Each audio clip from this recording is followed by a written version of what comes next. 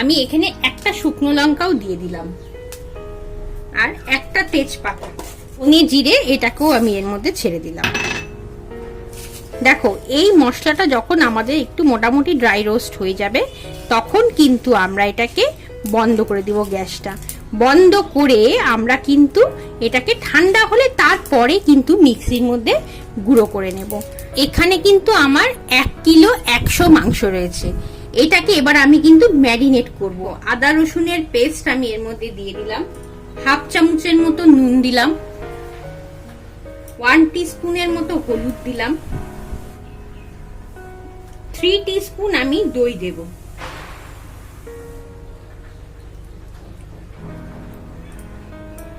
Half টিস্পুনের একটু বেশি ধরে রাখো একটু কাশ্মীরি লঙ্কা দিলাম। দেখো আমার কিন্তু ভাজা মশলা গুঁড়ো করা হয়ে গেছে। এই তেলটার মধ্যে আমি একটা শুকনো লঙ্কা দিয়ে দিলাম আর একটা তেজপাতা দিয়ে দিলাম। আমি যে পেঁয়াজ রসুন কাঁচা লঙ্কার পেস্টটা বানিয়েছিলাম ওটা কিন্তু এর মধ্যে ছেড়ে দেব। দেখো আমার এটা ভাজা হয়ে গেছে, এখন আমি এটা ছেড়ে দিচ্ছি।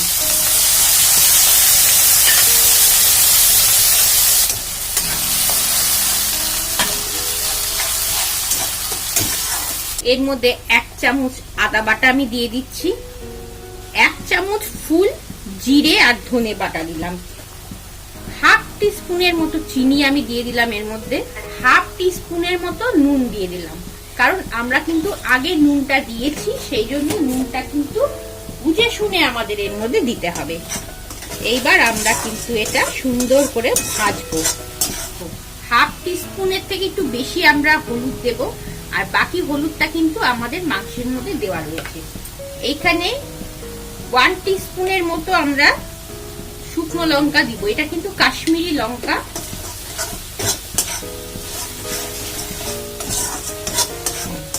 সুন্দর করে এটাকে আমাদের ভেজে নিতে হবে। সেটা কিন্তু কষানো মোটামুটি হয়ে গেছে। ওই ম্যারিনেট করা মাংসটা দিয়েও কিন্তু আমরা কষাবো। এটাকে সুন্দর করে কিন্তু আমাদের কষিয়ে নিতে হবে। দেখো যে ভাজা মশলাটা আমি রেখেছিলাম সেটা কিন্তু আমি এখন এর মধ্যে অ্যাড করব। এখন আমি ম্যারিনেট করেছিলাম তখন কিন্তু হাফ টিস্পুন দিয়েছিলাম, আর 1 টেবিল স্পুন ফুল আমি মশলা কিন্তু এখন এর মধ্যে দেব।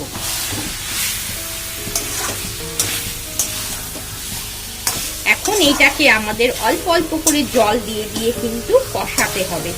আগেই কিন্তু আমরা এটা ঢাকা দেব না, কারণ আমাদের মাংসটা আগে কষতে হবে, তারপরে কিন্তু আমরা এর মধ্যে ঢাকা দেব। যখন ঝোলটা দেব তখন কিন্তু আমরা ঢাকা দেব, আর এখন কিন্তু আমরা কোনো মতেই এটাকে ঢাকা দেব না। দেখো কষতে কষতেই কিন্তু মাংসটার কালার আমাদের চেঞ্জ হয়ে যাচ্ছে, সেই জন্য মাংসটাকে অনেকক্ষণ সময় ধরে কিন্তু আমাদের কষাতে হবে। একটুখানি জল আমি এর মধ্যে অ্যাড করব, এটা কিন্তু সব গরম জল আমি অ্যাড করছি। দেখো এবার আবার আমরা কিন্তু সময় নিয়ে মাংসটাকে কষাবো।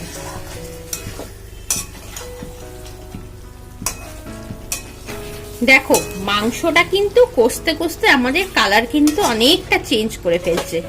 এইরকম করে কিন্তু তোমরা সময় নিয়ে মাংসটাকে কষাবে, তাহলে কিন্তু মাংসটার টেস্ট কিন্তু অনেক বেড়ে যাবে। আমি কিন্তু আরো একটু সময় নিয়ে মাংসটাকে কষাবো। দেখো এটা তো কষানো হয়ে গেল। এই যে গরম জলটা এখন কিন্তু আমরা ঢেলে দেব। এটা কিন্তু আমাদের যেহেতু গরম জল, ফুটতে কিন্তু বেশি টাইম আমাদের নেবে না, যথেষ্ট কম টাইমেই কিন্তু আমাদের মাংসটা একদম তৈরি হয়ে যাবে। দেখো মাংসগুলো যাতে সবকিছু ঝোলের মধ্যে ডুবে থাকে এটা কিন্তু খেয়াল রাখতে হবে। আর এখন আমরা কিছু জিনিস অ্যাড করব। এরকম সাইজের 2টো টমেটো দেব আমি এর মধ্যে।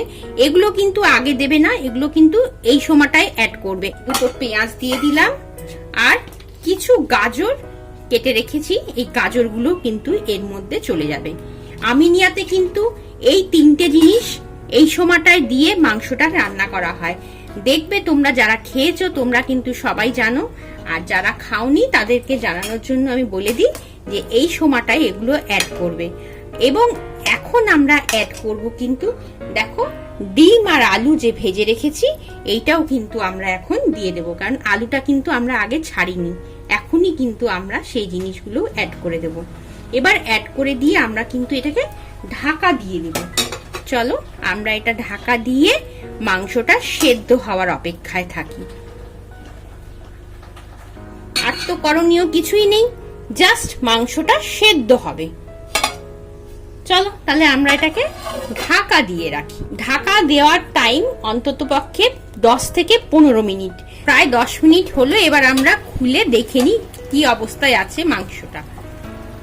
দেখো আমার মাংসটা কিন্তু সেদ্ধ কিন্তু একদম হয়ে গেছে, দেখেই বোঝা যাচ্ছে হাড় থেকে ছাড়া ছাড়া হয়ে গেছে। এই যে দেখো পেঁয়াজ টেঁয়াজ গুলো সবই কিন্তু আমার সেদ্ধ হয়ে গেছে, গাজরটাও তাই, টমেটোটা তো ছেড়েই এসছে খোসাটা। তো এখন আমরা এই যে ডিম 4টে রেখেছি, এই 4টে ডিম আমি এর মধ্যে ছেড়ে দিচ্ছি।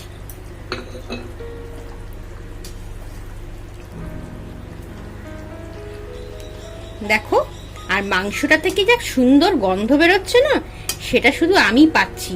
তোমরা কিন্তু এটা গন্ধটা যদি নিতে হয় তাহলে কিন্তু রেসিপিটা ফলো করে বানিয়ে ফেলতে হবে।